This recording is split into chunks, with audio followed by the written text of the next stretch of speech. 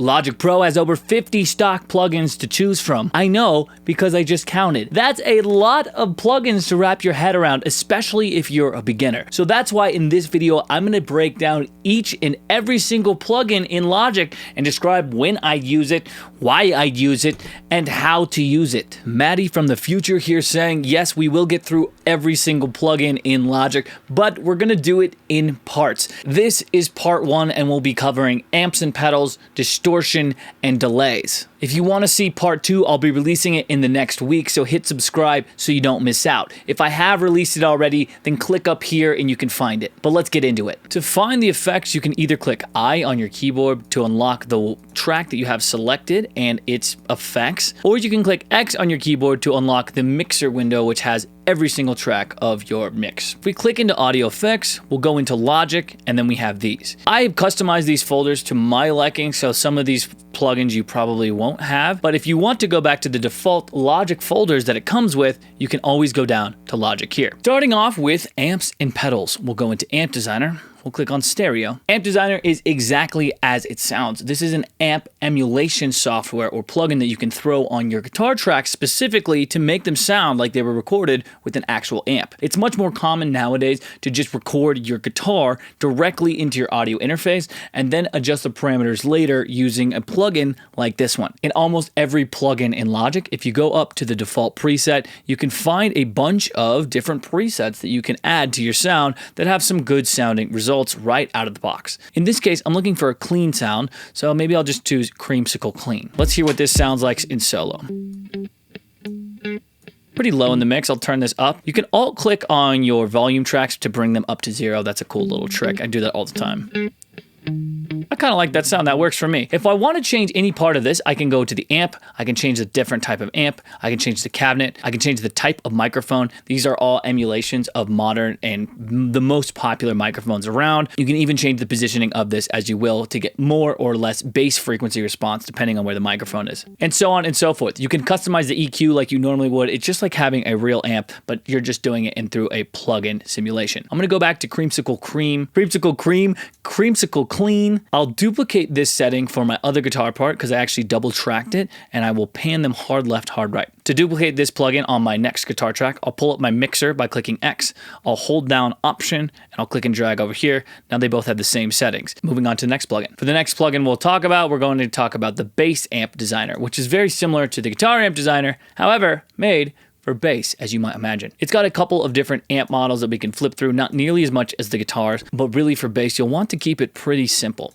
Once again, you can change the cabinets here, you can change the type of microphone, and you can adjust the EQ as needed, as well as the compression and gain, etc., etc. Most of them have a bright knob here as well. Just like before, you can go in and find a preset that you like to get started. Next up on the list for amps and pedals, we have the actual pedal board itself. To demonstrate this, I'm going to group these guitar tracks together so that I can process them at the exact same time. This will just save me some time from having to copy the pedal board onto each individual guitar track. So this is a pedal board just like you might actually find. Normally the pedal board would go before the amp, but in this case, I'm putting it after the amp because why the hell not? Just like before, we can go into our presets and find some nice presets. We have Crispy Field, Fizzy Fuzz, or what we can do is we can drag and drop these pedals from here and customize our own sort of pedal board. We can turn them on and off as we want to. We can adjust the levels, we can adjust the drive, we can adjust the EQ on some of these. It just depends on what the actual effect is that we're trying to get.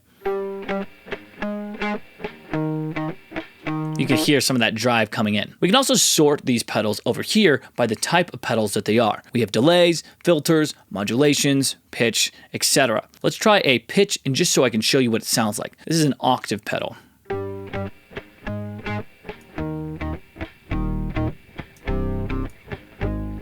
You can hear that lower octave coming in and beefing up this tone just by having this pedal on. To get rid of a pedal, you can just drag it over here and get rid of it. There are a ton of guitar effects to get into with this pedal board, and if you are a guitarist, this will feel very familiar. If you aren't a guitarist, I wouldn't worry about this so much. You'll learn some of these effects as I go over the rest of these plugins because they'll come up again and again. What you need to know about these pedal boards is that they're made specifically for guitars, and because of that, they usually are focused in the mid-range, which is where an electric guitar really shines. Let's move on to the next one. And the last one in amps and pedals would be Stompboxes. Now you can take any individual pedal that you want to and throw it into your mix. This way you can have a grit one right here. This just kind of gives you more control over it, lets you put the chain in as you want and add some plugins in between these pedals, which is kind of cool. I don't use it super often like that. If I am going to be using a pedal, I use the pedal board most often. Now the next category that we'll cover is delay. You can think of delay as the repeat of the original sound, or an echo is a good way to think about it. If you shouted into the Grand Canyon,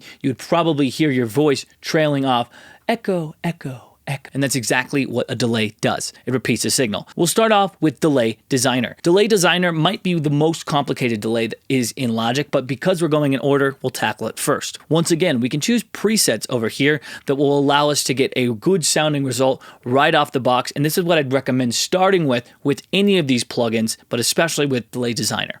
We'll do a quarter note slow pan. That's what this stands for. And what it's saying is it's going to slowly pan from left to right. And if we click on this pan knob here, you can see right to left. And if we go to the cutoff, we can also adjust the EQ here, or the cutoff frequency.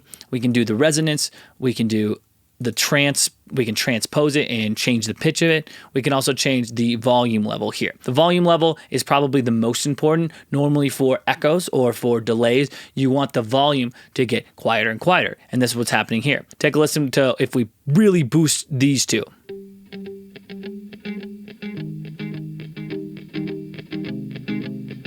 Kind of a cool effect, but not really what we're going for here, especially because we're playing a lot of quarter notes in the actual melody itself. This is getting kind of messy and kind of dirty. You can change that quarter note by going here. We'll change it to a 16th note.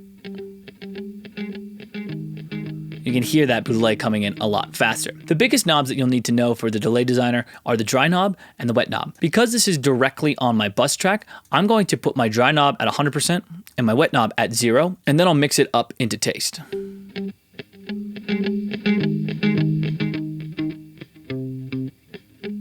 This is a good strategy for any type of ambient reverb delay effect that you might be adding that uses a wet knob like this. Mix the wet knob up to taste and keep the dry knob at 100%. Delay Designer has a ton of options once you get more advanced, and you can really fine tune your delay with this, but I wouldn't recommend it for beginners. I'd recommend some of the other choices. So let's hop into those. Going back into Logic, delay, we'll go into Echo. Echo is a super simple plugin, and it's exactly what it sounds like. As I was describing delays earlier, I just did describe them as echoes, and that's what this does. It's going to repeat the signal back to you so that you can hear it over and over again. These are the biggest things that you need to know about delay when you're getting started. The dry wet knob, like I said before, wet being the actual delayed signal, dry being the actual original signal. The feedback knob is how many times the delay will be repeated before you can't hear it anymore. A high feedback, 100% feedback, will mean that the delay will never end. The last thing to know is the delay time. This is saying that every 8th note to the beat, we're going to delay this again and again. Check it out what this sounds like.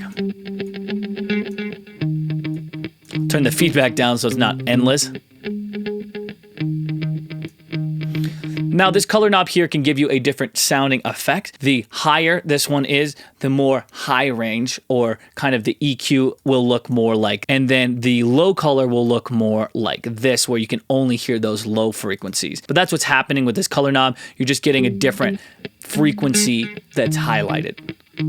So Echo's a really great one for beginners. Let's go on to another one, sample delay. Sample delay is a very specific delay, and I really only use it for one specific type of delay called a Haas delay. A Haas delay is when you have one signal in the middle, but then you delay the left channel and the right channel and make it seem way more stereo than it is. Check it out. I'm going to mute this guitar track. I'm going to put this pan knob in the middle by option clicking here, and then it will automatically default to 0. You can option click a lot of knobs in Logic and set them back to their original value. That's a helpful trick. We'll set this to milliseconds, and I'll delay the right channel by about 60 milliseconds. That means that this mono signal is going to go into my left speaker 60 milliseconds before my right speaker. What that's going to do is going to trick my brain into making a wider stereo sounding sound.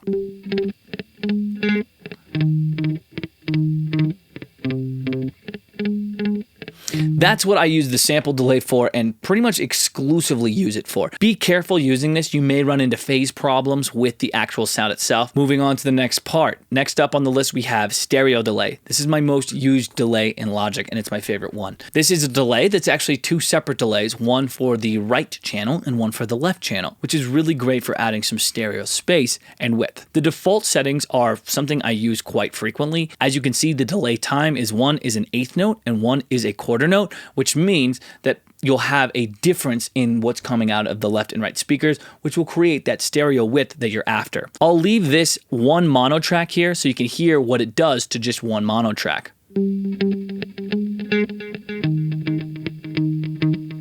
You can see each individual speaker has the feedback knob like before. Each individual speaker has that wet knob like before. This is this output knob. The dry signal is going to be 100%. It doesn't have a dry knob, but you can just treat this as the wet knob itself. What's also cool about this particular delay is it has this filter knob here, which you can adjust accordingly. This is just like using an EQ after this and using a band pass right here. You get a low cut and you get a high cut, and you can adjust it as need be. This is something I do a lot for my delays so that they stand out of the way of the main vocal or whatever instrument that I'm actually using. I usually heavily band pass them so that they're only focused in the mids or maybe the high mids or maybe the low mids, whatever I'm feeling. Making it more subtle. It still has that groove there, it still has that delay, but it doesn't stick out as much. Let's move on to the next delay and the last delay, which is tape delay. Tape delays come from the analog tape days when they would run signals again through tape so that you could get the delay effect, but oftentimes these tape delays added some sort of distortion, some sort of modulation, or just some sort of weirdness to the sound. And that's what's happening here. We have this modulation to kind of emulate that. Modulation is just basically short for a frequency wave that will go to the beat of your song if you want it to. In this case, a low frequency oscillator, or LFO, will be responsible for making this sound a bit different. We can turn up the flutter. Let's just hear the wet so we can hear what this sounds like.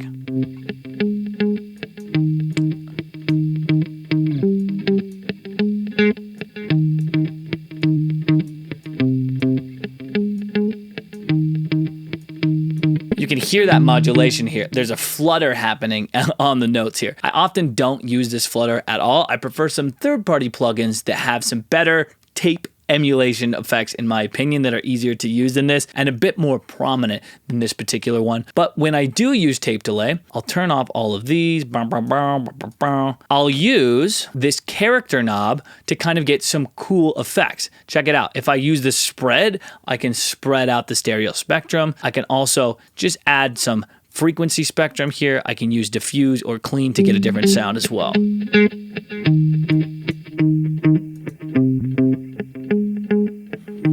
You can hear that stereo spectrum being spread out. Be careful doing this. Once again, check it in mono. Be sure that you're not running into phase issues. I use this less frequently than I would the other delays of this, but I do occasionally use this if I'm looking for kind of a distorted or a changed sound after the delay fact. But that will do it for delays. Let's move right along here to the next set of plugins, which would be distortion. We'll start with the Bitcrusher. You can think of the Bitcrusher as kind of like an 8-bit video game maker. Bitcrushers will take your wave, your audio wave, and crush it down and desample it or downsample it as it's known. Check out what happens if I downsample it. You can literally see these turning into kind of mini saw or mini square waves on the signal itself. We're destroying the signal and it gives that 8-bit kind of video game type effect. I think it sounds really cool. The lower resolutions are going to be really, really distorted and crunchy, and the higher resolutions are going to sound more like the original signal. We can also add more drive to this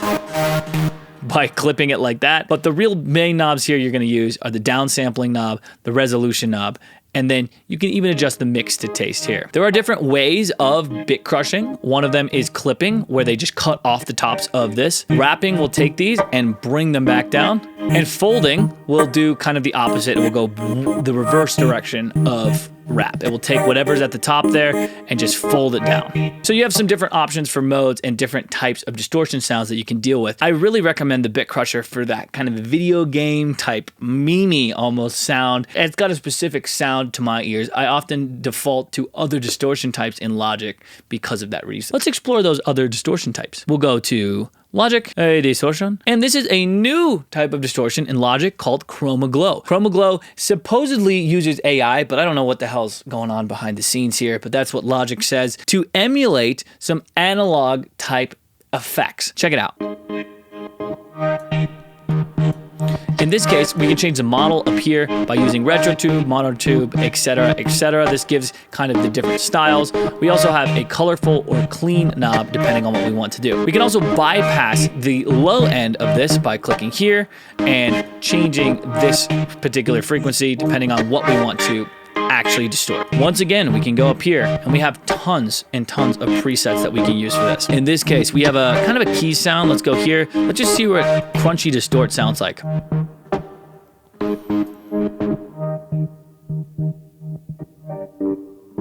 Kind of cool, but what I'm hearing is this high cut that's involved and this low cut that's involved are making it really, really bandpass. So, and really just focused on the low end, which is not exactly what I'm looking for. To reset this, I'll go back here, I'll go recall default, and you can see my high cut frequency is once again off and my low cut is off. So this should be a little bit better. This already kind of has a lot of distortion on it, so it may be hard to tell. Let's choose a cleaner sound so that you can get a better idea. So you can get a better idea.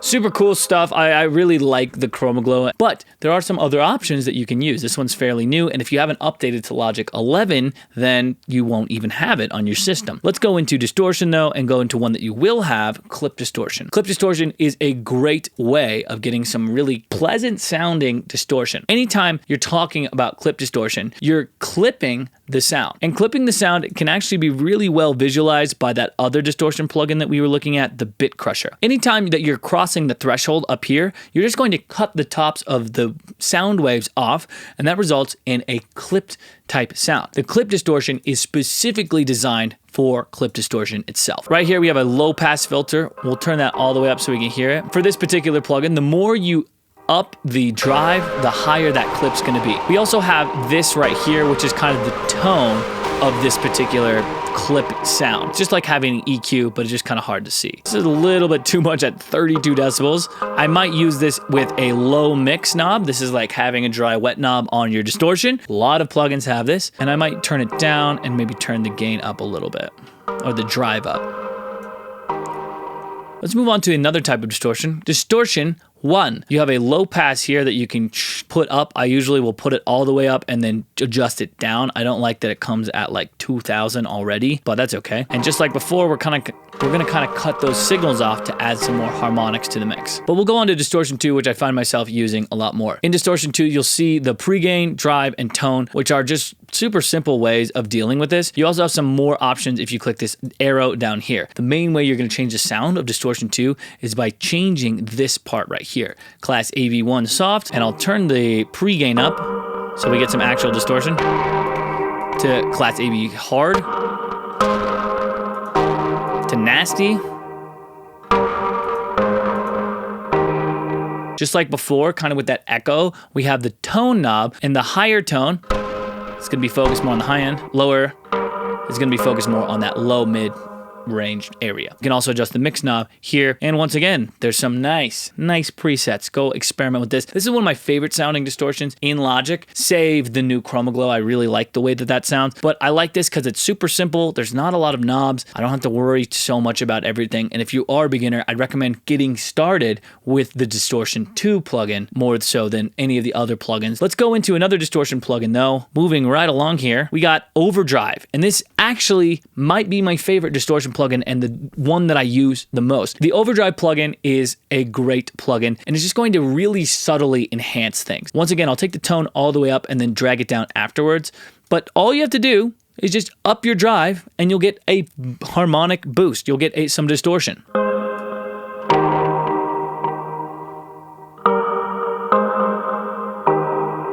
really subtle, but the subtlety of the overdrive is something that I really like. This is one of my favorite distortion plugins, and I use it a lot on my mixes. Next up for distortion, we have the last one, which is phase distortion. This is one I hardly use, but it can be helpful. Phase distortion works by altering the phase of the actual sound waves itself. And to be honest, I'm not completely sure on the technical side of things with phase distortion because I use it so little, but it can give you some interesting sounding results that other distortions can't. Let's just take a look at the presets to show you what I mean. Already just really extreme distortion. You can hear some sounds that you might not get otherwise. I use this one the least out of every single distortion plugin that I've shown so far. And that will do it for the first part of covering every single plugin in Logic. If part 2 hasn't been released, hit subscribe so you don't miss out. If it has, you can click up here to watch it.